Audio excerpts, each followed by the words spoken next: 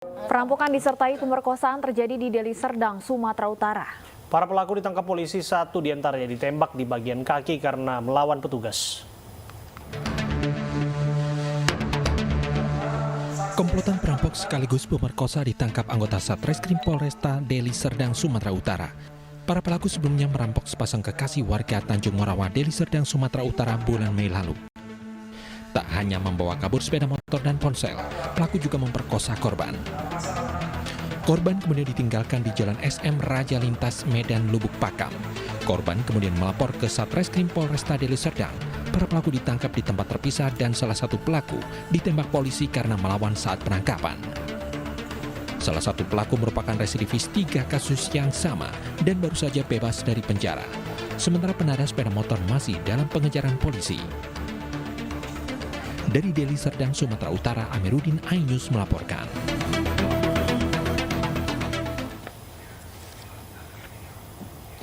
Dan pemirsa, selengkapnya sudah bergabung bersama kami Kasat Reskrim Polresta Deli Serdang, Kompol Muhammad Firdaus. Selamat sore Pak Firdaus. Selamat sore Mbak Stefani. Baik Pak Firdaus, ada berapa anggota komplotan aksi perampokan disertai pemerkosaan ini?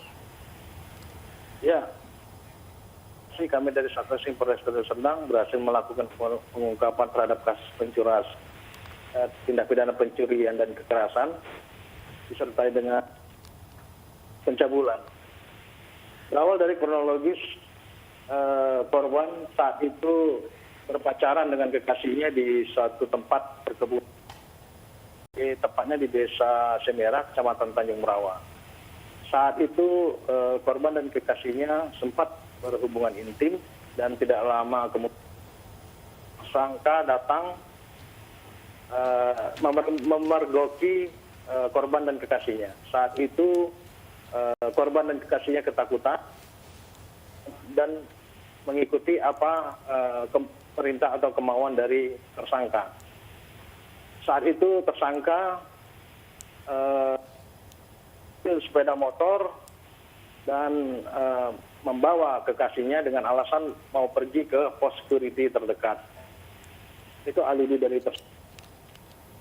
tersangka meninggalkan korban sendirian dan membawa kekasihnya dengan menggunakan sepeda motor menuju ke Desa Sigaragara, Kecamatan. Selanjutnya kekasihnya ketakutan dan kemudian si tersangka sempat mengancam kekasihnya bukan untuk melakukan hubungan atau dilakukan pencabulan oleh si tersangka sebanyak 2 kali. Jadi sempat dilakukan pencabulan 2 kali kepada tersangka. Pak Firdaus, korban, ya. apakah ini baru pertama kali dilakukan kejahatan atau pernah dilakukan kejahatan serupa?